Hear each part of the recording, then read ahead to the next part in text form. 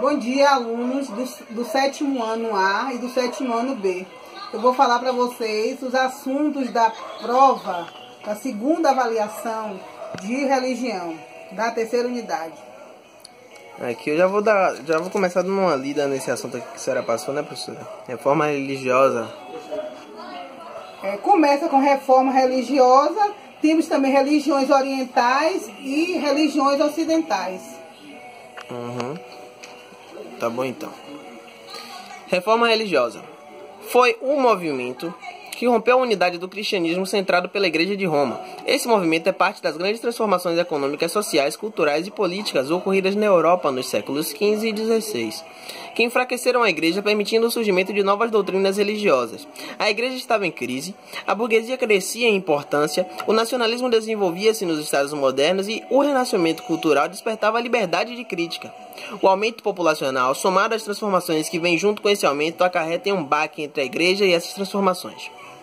Os intelectuais das cidades pensam em hipóteses, passam a ter ideias, problemas que antes não existiam. O termo Igreja Católica é posterior ao Concílio de Trento, uma forma de diferenciação perante os protestantes. Antes só existia a cristandade. Interessante aí a gente ver como foi que aconteceu a reforma religiosa no que tange a separação, né, entre católicos e protestantes.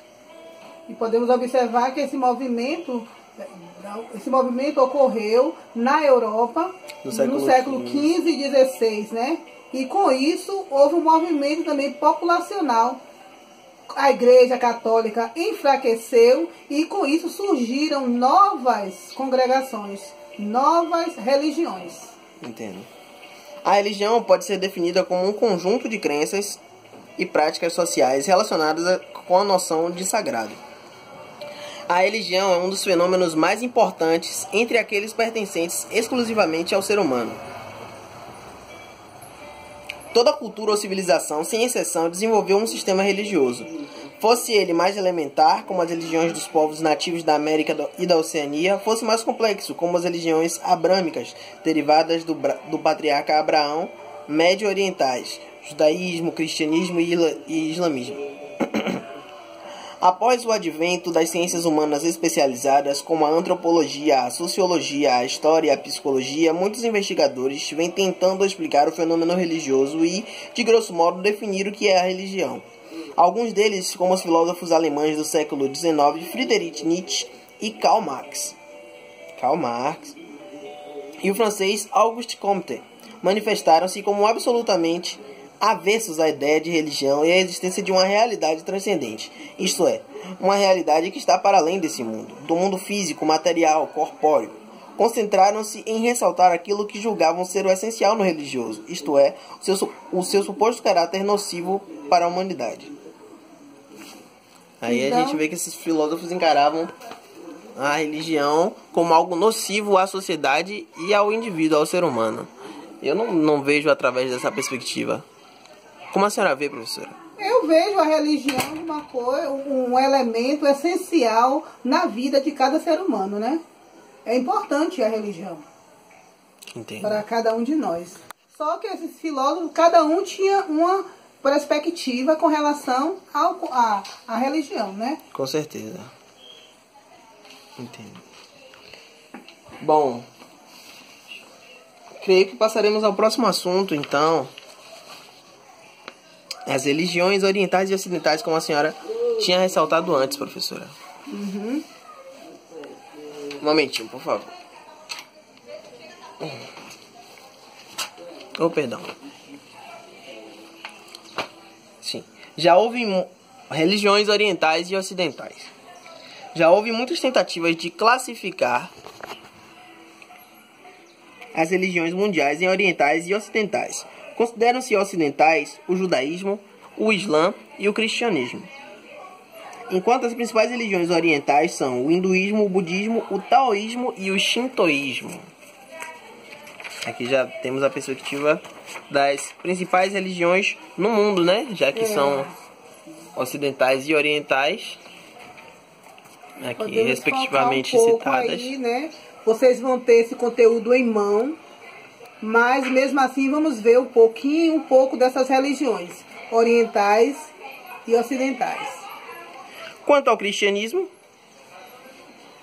um momentinho.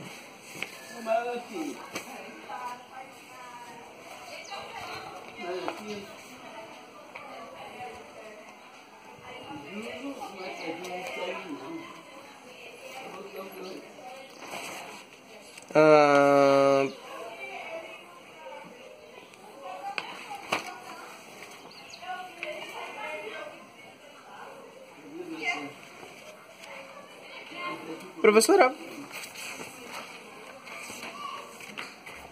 seleciona para mim, por favor. Um momentinho, vamos ver aqui com relação às religiões.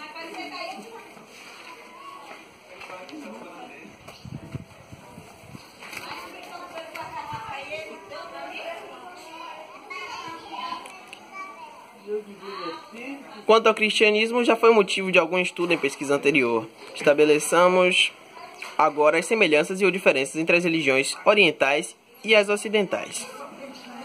Visão histórica oriental. Visão cíclica da história, isto é, a história se repete num ciclo eterno e o mundo dura de eternidade em eternidade. Ocidental, visão linear da história, isto é, tem um começo e um fim. O mundo foi criado num certo ponto e um dia terminará. Conceito de Deus. Oriental, o divino está presente em tudo. Ele se manifesta em muitas divindades, no panteísmo, o politeísmo, ou como uma força impessoal que permeia a tudo e a todos. Também panteísmo. Ocidental, Deus é o Criador, Ele é todo-poderoso e é único. O monoteísmo é tipicamente ocidental. Noção de humanidade. Oriental, o homem pode alcançar a união com o divino mediante a iluminação súbita e o conhecimento. Ocidental, há um abismo entre Deus e o ser humano, entre o Criador e a criatura. O grande pecado é o homem desejar se transformar em Deus, em vez de se sujeitar à vontade dele. Salvação oriental. A salvação é se libertar do eterno ciclo da reencarnação da alma e do curso da ação. A graça vem por meio de atos de sacrifício ou por conhecimento místico. Ocidental. Deus redime o ser humano do pecado, julga e dá punição. Existe a noção de vida após a morte, céu, inferno e outras concepções. Ética. Oriental. Os ideais são a passividade e a fuga do mundo. Ocidental. O fiel é um instrumento da ação divina e deve obedecer à vontade de Deus, abandonando o pecado e a passividade diante do mal. Culto. Oriental. Meditação, sacrifício. Ocidental. Louvor, orações, pregações, sacrifícios. Aqui a gente vê também uma questão de culto diferenciada, né? Porque quando se trata de um sacrifício das religiões orientais em relação às religiões ocidentais, a gente vê que há diferenças. Por sinal, isso dá uma boa pesquisa. Olha aí. Hinduísmo. O hinduísmo é uma religião da Índia, mas tem muitos adeptos também no Nepal, em Bangladesh e no Sri Lanka.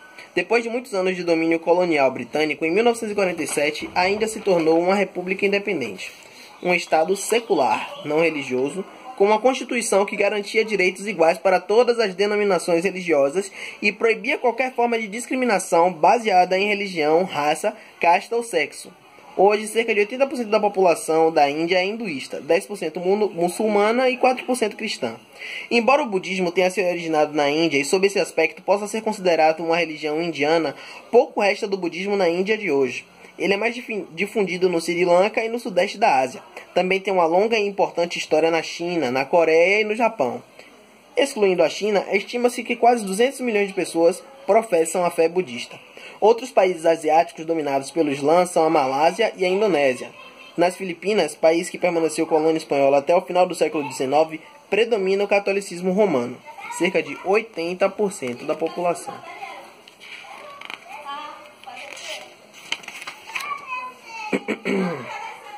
O que é o hinduísmo?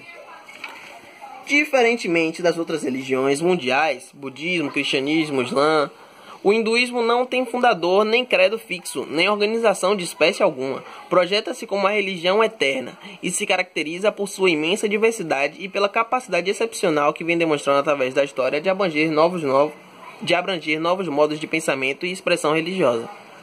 Nossa. O hinduísmo ele não tem uma direção, entendeu? Observe aí, que religião, né? Muito importante. Ela é diferente das outras religiões que tem uma determinada liderança, né?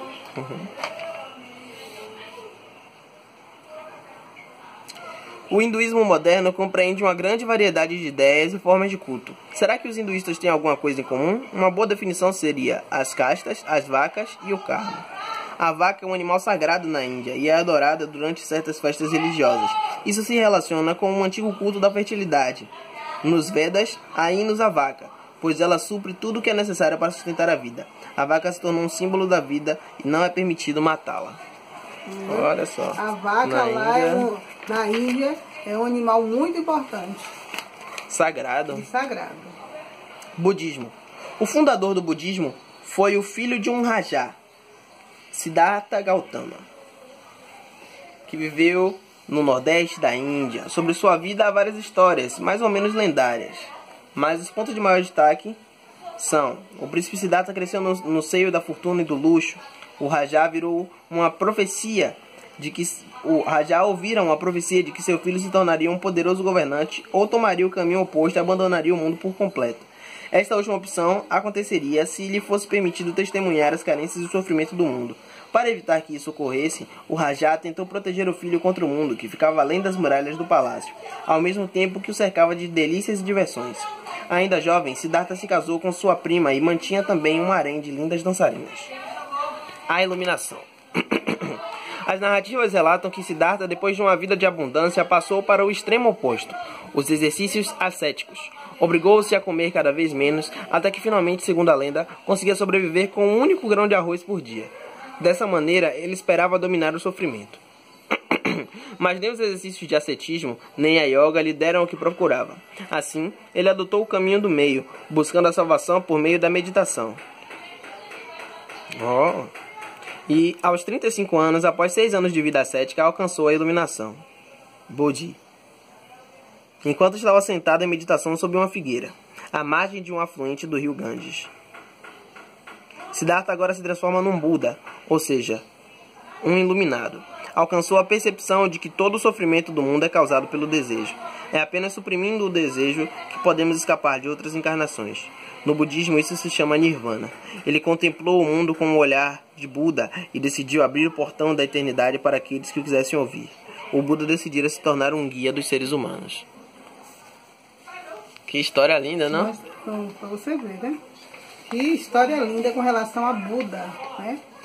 Criador do budismo, né? Exatamente. Vamos observar aí que temos aí as religiões orientais, as religiões ocidentais. E o budismo ele se destaca entre as religiões orientais porque não há o conceito de Deus no budismo. Há o conceito, existem espíritos iluminados que podem te ajudar no culto budista, mas tudo é muito interior, tudo é muito individual, realmente. Tanto que a iluminação é algo completamente individual e não lhe atribui a nenhum conceito de Deus ou divindade em si. Apenas existe a iluminação para eles. Muito interessante. Pois é, alunos do 7º ano A e do 7º ano B, vocês vão ter esse conteúdo em mão para estar estudando para a nossa avaliação, né? Nossa segunda avaliação da 3ª unidade.